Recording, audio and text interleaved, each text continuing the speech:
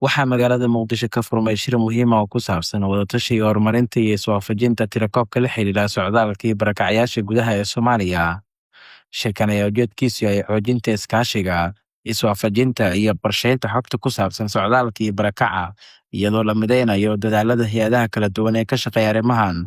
Waxaana wadatashigan la filayaa inuu sare u qaado tayada iyo isku halaynta xogta, taasoo muhiim u ah go'aan qaadashada iyo dejinta siyaasadaha barakacyaasha. Kulankan ayaa waxaa soo qaban qaabiyey Hay'adda Istaraatiijiyadda Qaranka Soomaaliyeed iyadoo kaashanaysa urur goboleedka IGAD, waxaana ka qayb galay xubno ka socday hay'adaha dowladda, hay'adda barakacyaasha qaranka, hay'adda socdaalka muhaajiriinta adduunka ee IOM iyo mas'uuliyiin kale. Shirkan oo socon doona muddo 3 maalmood ayaa waxaa ka hadlay agaasimaha tirakoobka dadweynaha iyo bulshada ee hay'adda istaraatiijiyadda qaranka Siciid Cabdulaahi Cali, kaas oo sharaxay muhiimadda ay leedahay helitaanka xog sugan oo midaysan si loo fahmo xaaladaha socdaalka iyo barakaca dalka.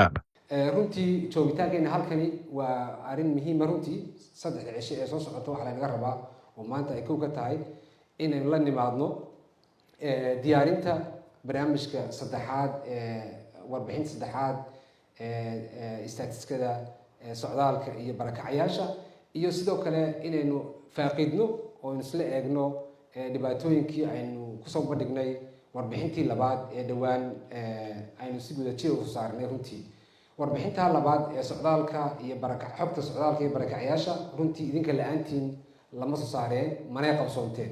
waxay ahayd mid muujinaysa wadajir iyo sidoo kale in marka la isku tago in wax la qaban karo. runtii waxaan doonaya in mahad celiyo wasaarad iyo hay-ad kasta iyo wax kasta oo runtii xog na siisay si loo sameeyo loo saaro warbixintaas oo runtii muhiim ahayd.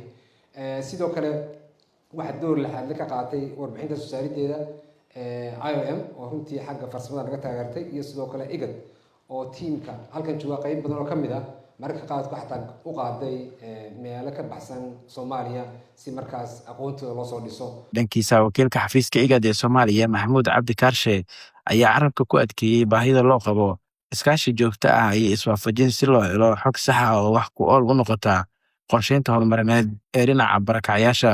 Actually si qaas ah wuxuu meetingkan uga hadli doonaa Somali's migration and displacement dynamics.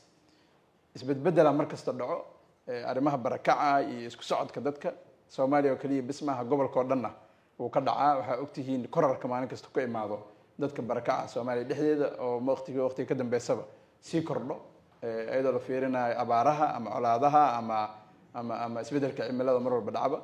sidaas darteed figuriska mar walba la arko wuxuu noqdaa inuu kordho, soo yaraaday aad ay u yartahay in la arko waqtiyadii ugu dambeysay.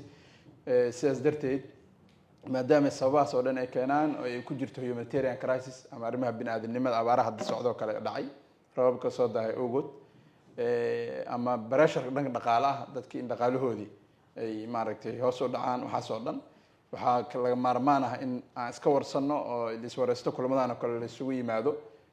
technical working group in loo qabanqaabiyo kulankan, sababtoo ayaga waxaa dadka baseka oo markasta diyaariyo waxyaabaha dadka decision makerska ay tagaan.